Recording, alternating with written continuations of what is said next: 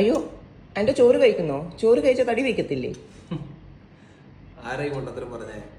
ചോറ് കഴിച്ചാൽ തടി വെക്കുമെന്നുള്ളത് നമ്മുടെ മലയാളികളുടെ ഇടയ്ക്ക് ഉള്ളൊരു തെറ്റായ ധാരണയാണെന്നാണ് എനിക്ക് മനസ്സിലായത്. നമ്മളെല്ലാം വിചാരിക്കുന്നത് ചോറ് കഴിച്ചാൽ തടി വെക്കും, പക്ഷെ ചപ്പാത്തി കഴിച്ചാലും ഓട്സ് കഴിച്ചാലും തടി വെക്കില്ല എന്നുള്ളതാണ്.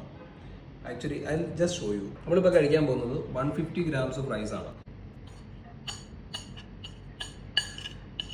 150 grams ഓഫ് റൈസിൽ നമുക്ക് ഏകദേശം 180 കലോറീസ് ആണ് വരുന്നത്. 180 കലോറീസിൽ നമുക്ക് കുറച്ച് പ്രോട്ടീനും കുറച്ച് ഫൈബറും ഒക്കെ അതിനകത്തുണ്ട്, മട്ട റൈസ് ആയതുകൊണ്ട്.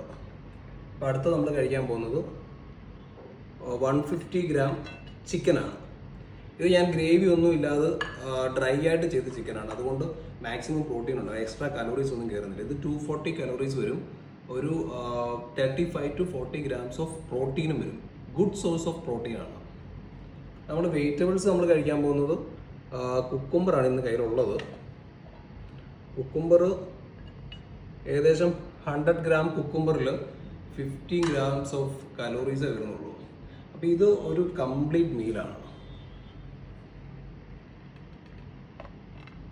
അപ്പോൾ നമ്മൾ മനസ്സിലാക്കേണ്ട ഒരു കാര്യം എന്ന് വെച്ച് കഴിഞ്ഞാൽ, fat loss depend on total calories. അല്ലാതെ നമ്മൾ റൈസ് അവോയ്ഡ് ചെയ്യുന്നതിലല്ല, ഒന്നും അവോയ്ഡ് ചെയ്യുന്നതിലല്ല, കലോറീസ് ബാലൻസ് ചെയ്യുന്നതിലാണ് അതിനകത്തെ കാര്യം. അപ്പം control your portions and stay consistent.